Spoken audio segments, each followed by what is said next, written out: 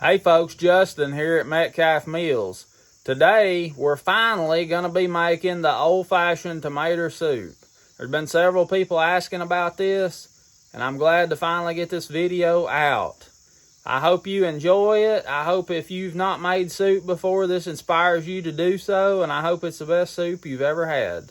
You do not have to have the aroma food meal that I use to process the raw tomatoes. You do not have to have that, and I'll explain that at the end of the video, how Mom used to do it without that piece of equipment. Let's go make some soup. This is my half a bushel bowl, I call it. It's a big stainless bowl. I've got two of them, and I know that that thing rounded up is a half a bushel of tomatoes. So that makes it real nice when I go to making this soup, because the recipe calls for a half a bushel of tomatoes. And got the tomato squeezer set up over here, ready to go to work. Modern day cabinetry most of the time does not allow a lip to fasten down a device like this. This clamp goes on here to hold the tomato squeezer down. So I opened the dishwasher door a little bit, and that allows me to hook up underneath this countertop to fasten this tomato squeezer down. Now this thing has got a vacuum seal on the bottom to seal it down to the counter, but that don't work really good, I've found, so that's how I do that. Now we're going to wash these up and cut them up and get them ready to run through the tomato squeezer. And this is the tomatoes I've picked through, the ones that are most ripe, and the ones that are starting to get a little questionable as to, you know, if they're going to last any longer. I always pick through everything that I've got picked and use the most ripest, and that is in, you know, if it's got a bad spot that needs cutting out, I always use that stuff first. As I said, I've picked through all the tomatoes I have on hand and picked out the ripest and those with blemishes to use first. That will ensure that I have a minimal amount of loss in the time I've got to process these before they go bad.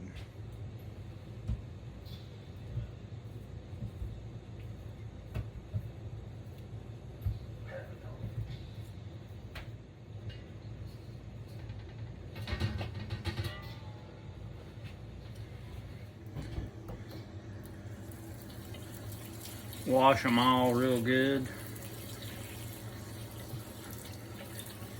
Maybe some poison on there from the rain. I always wash everything really good. Used to, not so much, but anymore I do.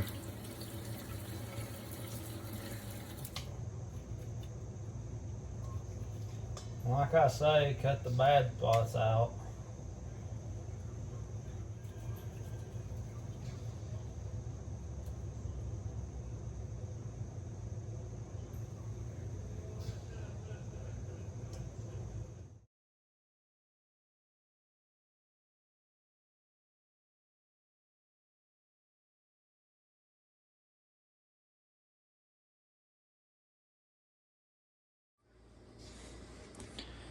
Alright folks, we've got our half a bushel of tomatoes cut up, kind of like quartered up, maybe the bigger ones in sixth, but that's what we'll put into our Roma food meal right here, and grind these babies up for this soup.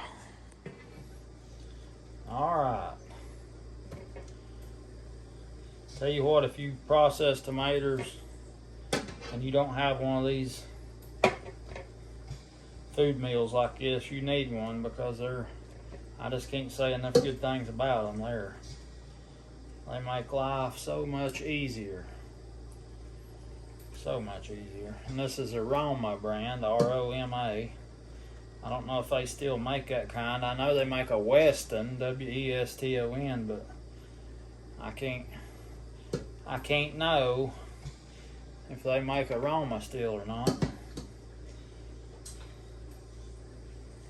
Had this a long time, probably 20 years or so.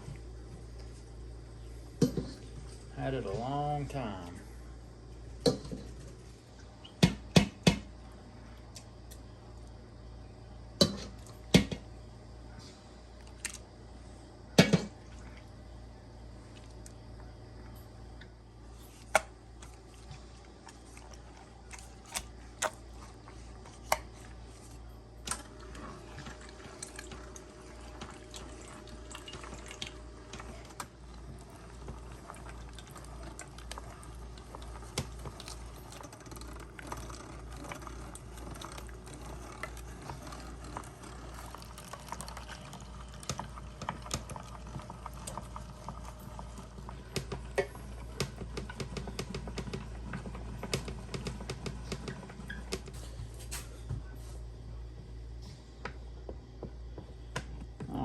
right, there's about a bowl. Raise that up. Look at that nice tomato paste. I mean, you can see how thick it is. It's standing up right there in the middle.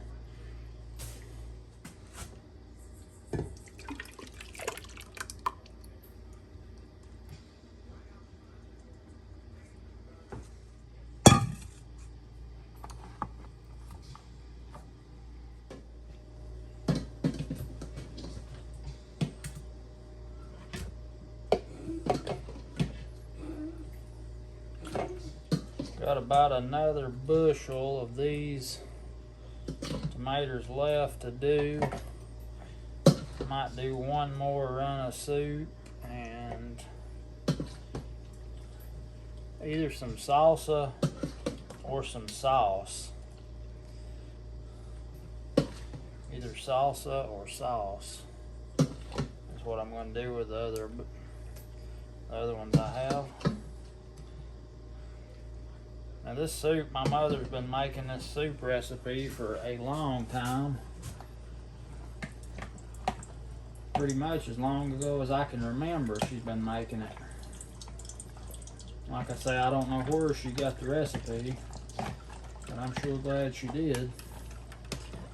Maybe from one of her sisters, I don't know.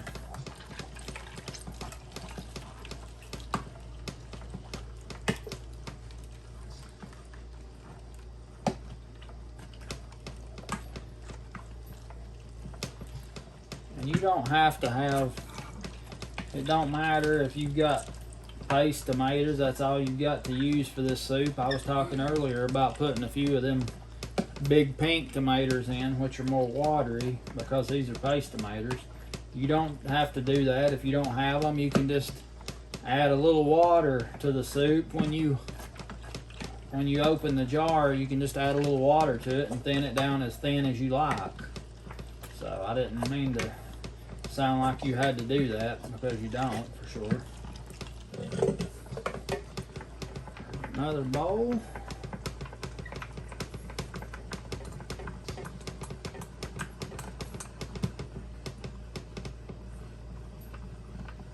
That is some thick stuff.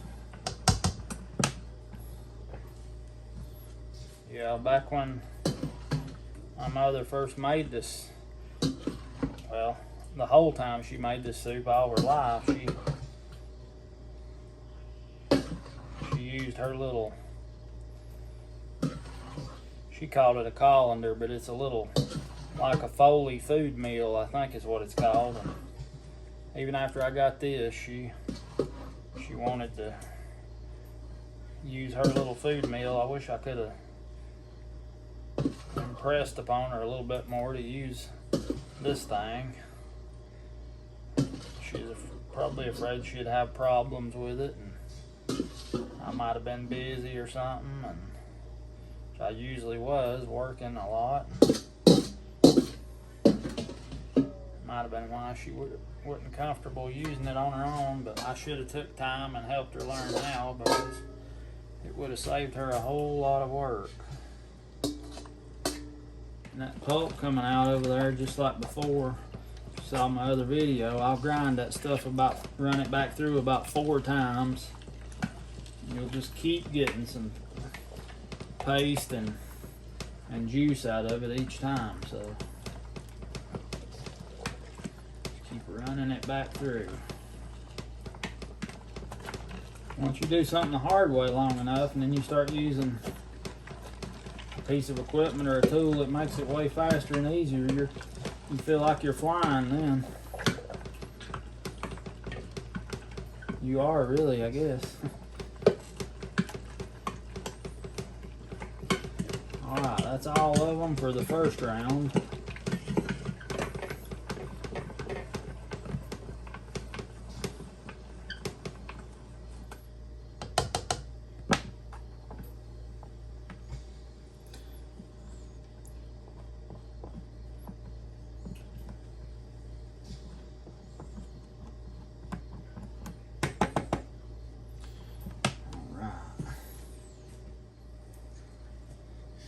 Take our spoon and get all this seeds and skin out, and we'll run it all back through again, and you'll see how much more we get out of the seeds and skin when we run it back through again. So that was 4 hoppers full of tomatoes, and after I run it through one time, it's just 1 hopper full. Of course, it's a lot bulkier when it's whole, but or cut up in pieces, but that shows you the reduction the first time. And now you can see we're already getting a lot more juice and paste coming out on this second run. This soup, I tell you, I love making it. It is so good. My girls, they love eating it in the wintertime when it's cold outside, snowy, and fix them a grilled cheese and a bowl of this soup, and man, are they enjoying it. They love it. And you know you've done your best. Ain't nothing in it gonna hurt them, or for the main part anyway. There's a few ingredients in it that I can't speak for, but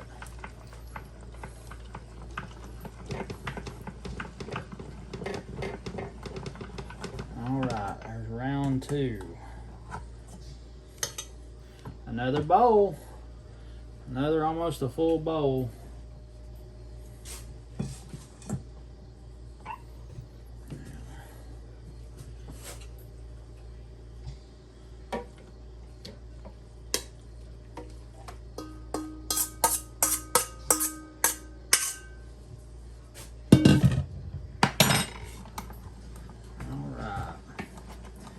A little less in the hopper now. It's a little over half full after the second round. Definitely a lot drier on the skins and the seeds. Yeah, like fastening this thing down, I had to open the door of the dishwasher and clamp it onto the cabinets right there in that spot. Years ago, most every tool they had like this, it was a mechanical sausage grinder, anything, herb mill, maybe some coffee grinders, all that stuff had to be clamped down to something. And you know, most people had tables with board tops and they had a good place to clamp something down, but countertops this day and time, they don't accommodate. If you need to clamp something down, there's nowhere to clamp it. Just have to do your best.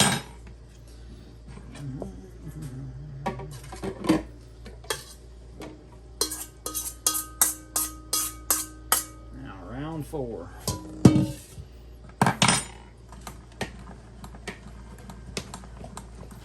And there's probably about less than a half a hopper this round up here of the skin and seeds left. And it's still, you see that juice coming out, so it's still getting the good out of it.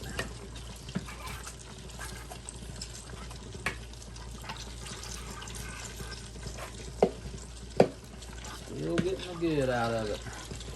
Still, it's a lot drier coming out over there into the bowl now as well. I'm gonna run it one more time just to see what we get out on the fifth run. So it's very little in the hopper now. This will be round number 5 through the Roma food mill.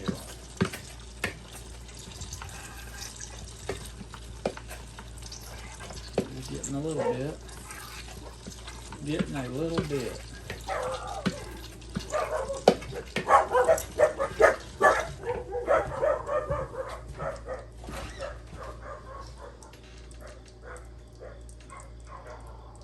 What is it, dogs?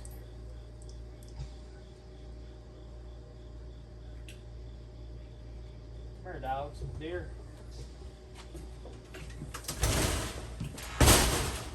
Dogs running a deer, probably. They like to come down in the yard, and the dogs like to exercise their pack and take off after a deer when one comes around. Now you can see how much more juice we got this time. A little bit in the bottom of the bowl, maybe a half a cup. That's about it. Probably not going to get much more than that. And it goes super fast when you get down to this skin and seeds. It goes through the meal super fast because it's what slows you down is that stuff being so coarse. And those, I cut the cores out of my tomatoes and it makes them run a whole lot easier if you do that. And it's easier on the machine too, I feel like. So.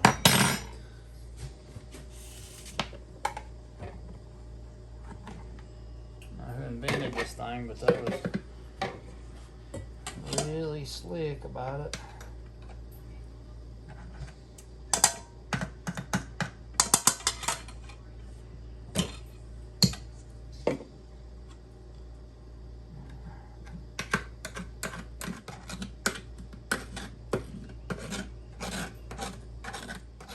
Okay, we got our tomato pulp and juice getting pretty hot over here on the stove. I'm just gonna add 1 onion, half a white onion to each pot. And I usually just cut that like I was cutting an apple, you know, in a few little thin strips, because the food meal at the end will get out any pulp that's left. And the recipe calls for more onion than this, a lot more onion, but I'm not too wild about onions, especially in my food. I like them, you know, fried, or with other things, but I don't like them just a food I'm eating to taste like onions. So I go a little light on them. But that recipe, all the ingredients will be down in the description for you there. Half in each pot, and I just put it in 2 different pots because I don't have a big enough stainless pot with a thick bottom to put it all into one pot. So this is how I do it because of that. Our next ingredient is celery seed. And we're going to put 2 tablespoons of celery seed,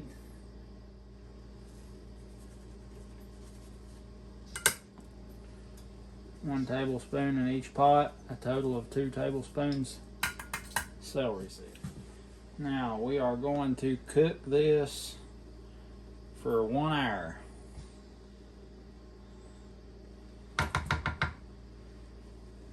We'll get the onions cooked up really good. Use a little silicone tool to keep the pulp from sticking around the top and burning on there. It's just simmering. You don't want to boil it hard for sure, so just simmer it at a low boil for 1 hour.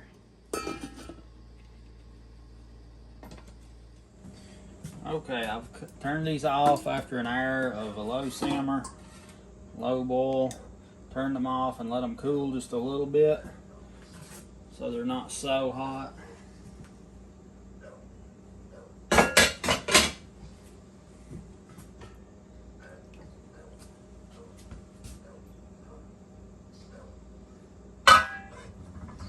Now we are going to put them through the food meal.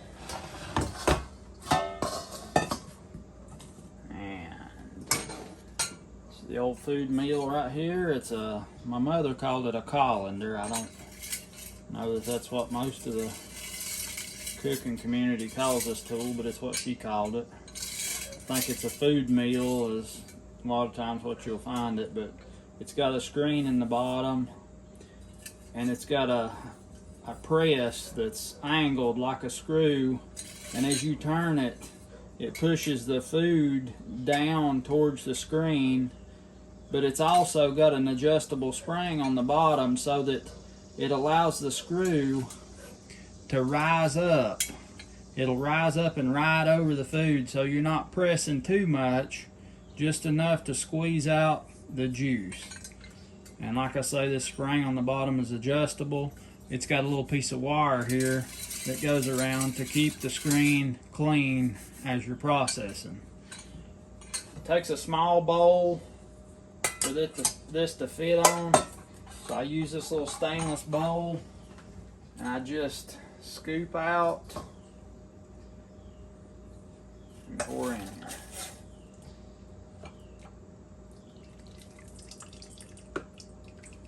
And this recipe calls for a lot more onion, but I don't like to eat anything that's really strong onion flavored, so I just use one onion when I make soup.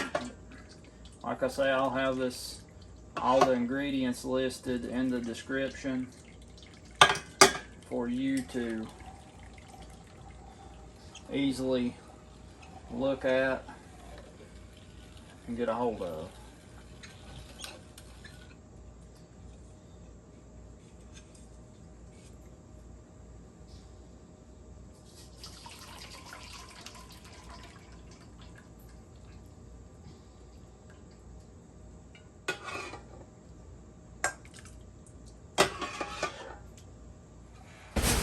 Hey, Shar. Hey, I got pee. Okay, girl.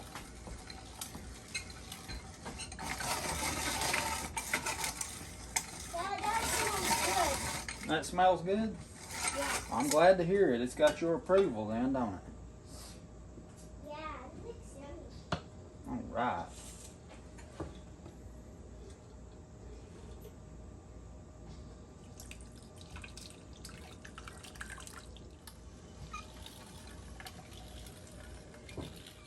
Go right back into the same pot.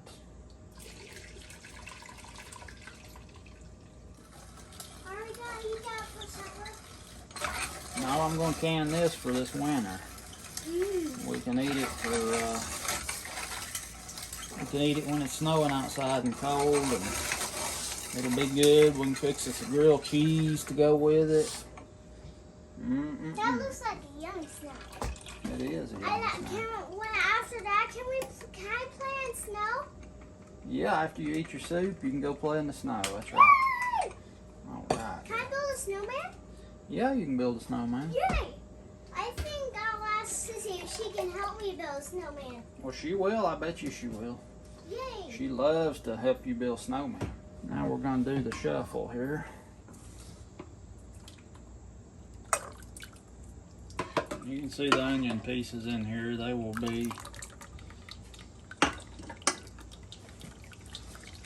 be left in this after it gets all the juice in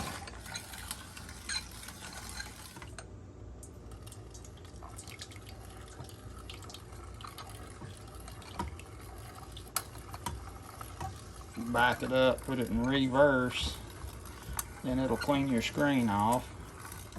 It'll allow everything to go back, to start going through the screen again. Right here.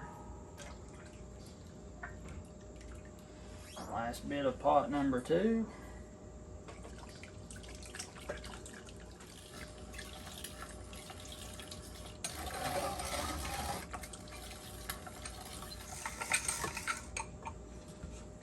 Back into the same pot after we get it emptied.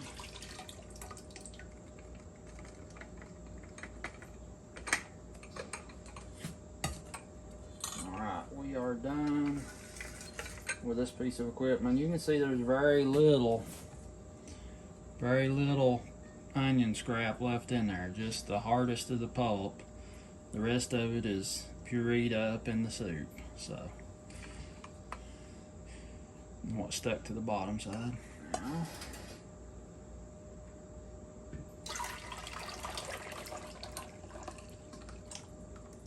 we have our strained soup, which is ready for the next step, and you will need 1 cup of butter, which is 2 sticks, and 1 cup of flour. And I use just whatever flour is on hand, self-rising, plain flour, whatever I've got. It's never changed anything in my opinion, so it's whatever you got on hand for the flour. Now we've got our 2 sticks of butter melted. We're just gonna add our cup of flour.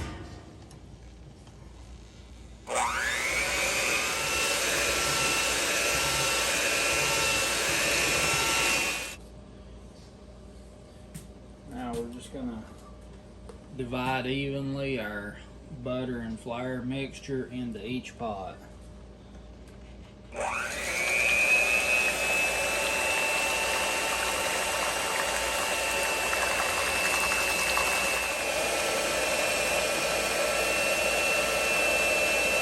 Now we're gonna add in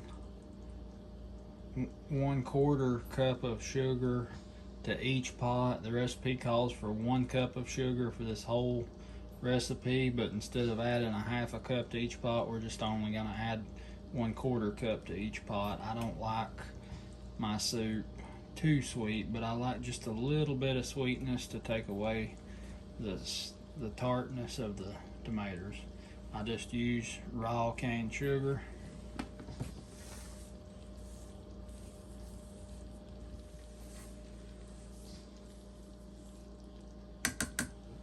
I'm going to add 1/4 teaspoon cayenne pepper, finely ground.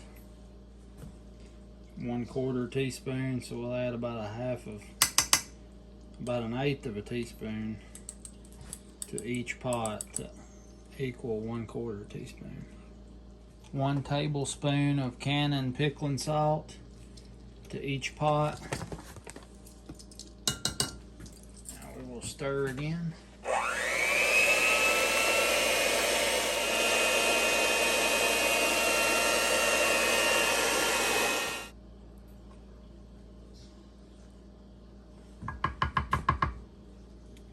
That is the completion of the ingredients.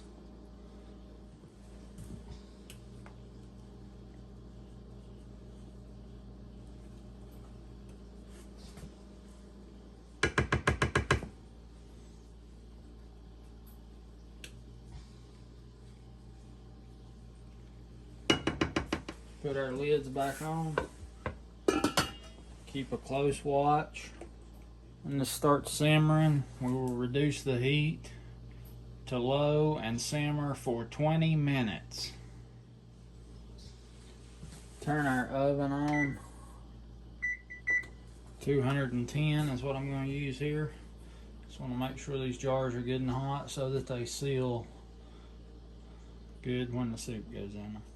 It's really important to keep a close eye on this while it's simmering, because you do not want it to scorch. And it's got some sugar and flour in there, stuff that could potentially cause it to scorch, and I have scorched it before and it ruins the flavor. So you want to be really careful. Do not let it scorch at this point, especially if you have a pot that has a really thin bottom. It will scorch very easily. If you can get a thick bottom pot, you'll be a lot better off when it comes to this. And we'll wait 20 minutes after it simmers.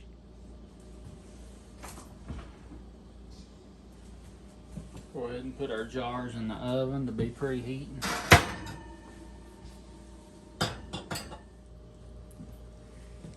I've got one of our hot jars out of the oven here. Let's just start filling them up. Soup is boiling hot.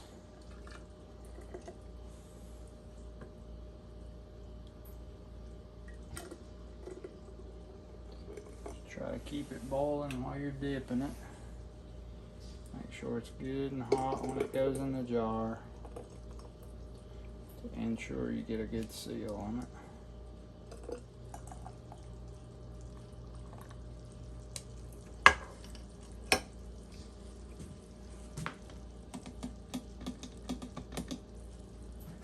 Real important thing to remember with anything is to keep the top edge of that jar clean. Just keep a paper towel or a cloth there and just wipe it off. Even if you can't see anything, go ahead and wipe it off. Lay it on pretty snug. Oven's 210 and I can just barely handle the jars without burning my hand, so it's a good spot to be on your jar temp.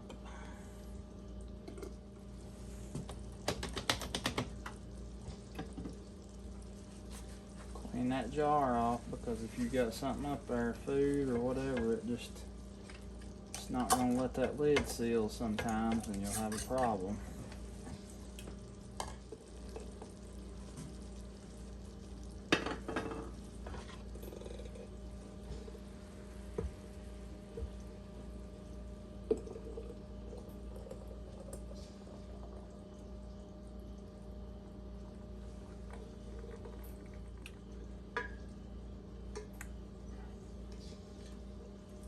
I usually don't scrape the bottom of the pot because sometimes you'll have a little bit of stuck, and I don't want that in with the finished product.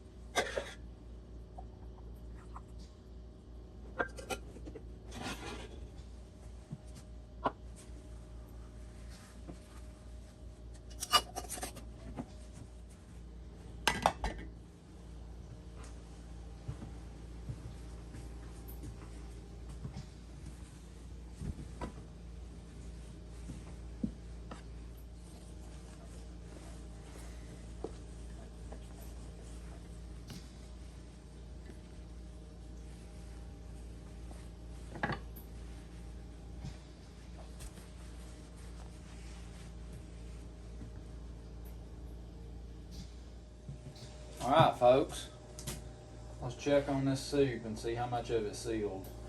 Now this is what was left over. The recipe calls for 13 pints.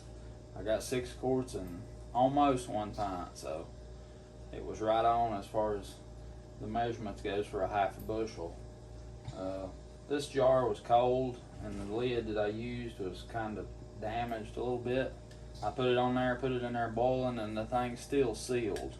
I was going to let the girls drink this one today, and I still will, but I mean, it's sealed in a cold jar, but that's not the way to do it. You want hot jars. I was just surprised that it's sealed. Let's see here.